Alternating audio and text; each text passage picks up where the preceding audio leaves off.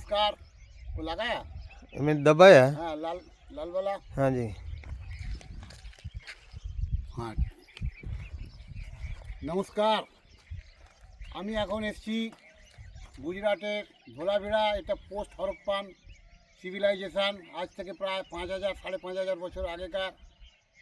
এটা 1966 সালে আবিষ্কার হয়েছিল, কিন্তু 1989 সাল থেকে এখানে খনন কার্য হয়েছে। এখানে